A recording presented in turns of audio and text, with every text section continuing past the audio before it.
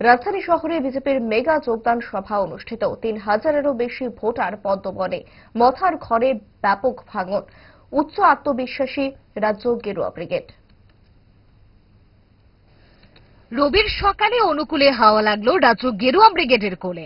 আসন্ন পাহাড় ভোটে দলের পক্ষে ভোট টানার খেলায় বলা বাহুল্য দৌড়ে এগিয়ে রয়েছে রাজ্য গেরুয়া ব্রিগেড। প্রায় প্রতিদিনই নিয়ম করে পাহাড় এলাকার নানা অংশে ভোট বাক্সে ভাঙন ধরাতে সক্ষম হচ্ছে জোট সরকারের অন্যতম বড় শরিক বিজেপি। এই ভাঙা গড়ার খেলায় প্রচারে এগিয়ে বিজেপি খুমলুং হেডকোয়ার্টার দখলকে পাখির চোখ করে নিয়েছে রাজ্য গেরুয়া ব্রিগেডের সেনানীরা।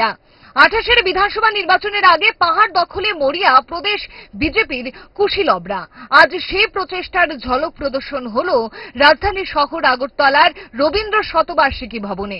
জানা গেল ৩,০০০-এরও বেশি ভোটার গেরুয়া বনে আস্থা রেখেছেন। উন্নয়নের ইঞ্জিনে তারও সামিল হওয়ার বাসনায় রাজ্যের বিভিন্ন প্রান্ত থেকে ছুটে এসেছেন আগরতলা স্টেশনে। রাজধানীর স্টেশনে তাঁদের শিবিরে বরণ করে নিতে উপস্থিত ছিলেন প্রদেশ গেরুয়া ব্রিগেডের প্রধান সেনানীরা। এর মধ্যে অন্যতম রাজ্যের মুখ্যমন্ত্রী ডক্টর মানিক সাহা, ছিলেন প্রদেশ বিজেপির সভাপতি রাজীব ভট্টাচার্য, মন্ত্রী শান্তনা চাকমা, প্রাক্তন সাংসদ, জনজাতি নেতৃত্ব রেবতী ত্রিপুরা সহ দলের বিভিন্ন নেতৃত্বরা। তারকা সমাবেশে দলীয় পতাকায় অতিথি ভোটারদের বরণ করে নিয়েছেন মুখ্যমন্ত্রী সহ প্রদেশ বিজেপি নেতৃত্ব। এই যোগদান সভাকে ঘিরে পাহাড় দখলে বিজেপির আত্মবিশ্বাসকে কয়েক গুণ বাড়িয়ে দিল, এমনটাই অভিমত রাজ্য রাজনীতি সচেতন মহলের। মুখ্যমন্ত্রীর বক্তব্যেও গভীর আত্মবিশ্বাস প্রতিফলিত হয়েছে। মুখ্যমন্ত্রীর সাফ কথা, পাহাড়ের মানুষকে আর ভুল বুঝিয়ে দাবিয়ে রাখা যাবে না। জেগে উঠেছে পাহাড়, এবার নিশ্চিত পালাবদল। দেখুন মুখ্যমন্ত্রী কি বললেন। সেই জায়গায় আমরা সব দিলাম, আর সেখানে এসে আরেকজন উদ্ধারি করবে, সেটা মানা যায়? মানা যায় না। এগুলো মিথ্যা ওই একই প্রলোভন দিয়ে আজকে এটিটিএস আইপিএফটি আমরা দিলাম ২৫০ কোটি টাকার প্যাকেজ, সেখানেও এসে ভাগিদারিতে গেছে আমি করেছি।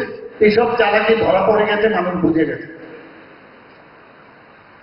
যত বেশি আমাদের থেকে আন্দোলন চলবে তত কিন্তু আরো অসুবিধা হবে, আমি এটুকু বলে রাখছি। খালি শুরু করলাম, চ্যালেঞ্জ বলেছে তো, চ্যালেঞ্জ আমরাও দেখবো কিভাবে চ্যালেঞ্জ দিতে হয়। আমরা জানি, কারণ আমাদের কাছে সেই সৎ সাহস আছে। মনের থেকে আমরা দুর্বল নই, আর মনের শক্তি হচ্ছে সবচেয়ে বড় শক্তি। কায়ের শক্তি কিছুই না, নগণ্য আমাদের কাছে। সেইভাবে আমাদের যারা আজকে যারা যোগদান করেছেন, আমি আপনাদেরকে স্বাগত জানাবো ভারতীয় জনতা পার্টির তরফ থেকে। সঠিক সময়ে আপনারা সঠিক সিদ্ধান্ত নিয়েছেন।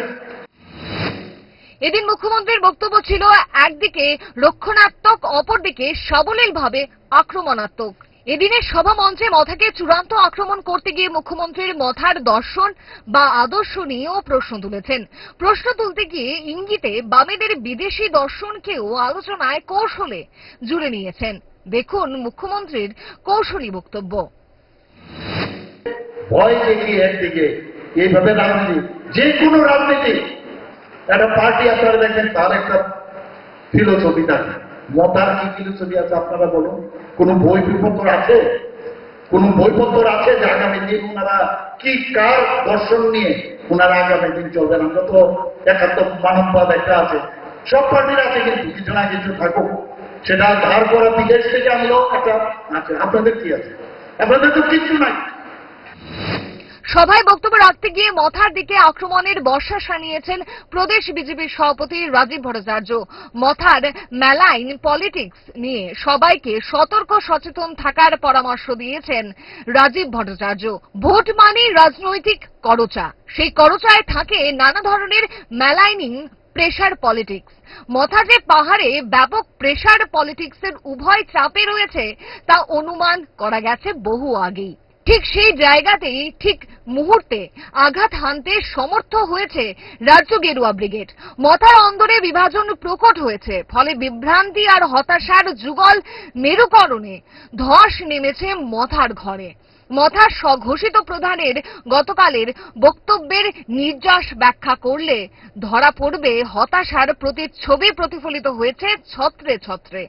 আবেগ আর অনুভূতি যে বেশি দিন রাজনৈতিক মঞ্চে স্থায়ী হয় না তা বুঝতে ভুল করেছেন মথার স্বঘোষিত প্রধান।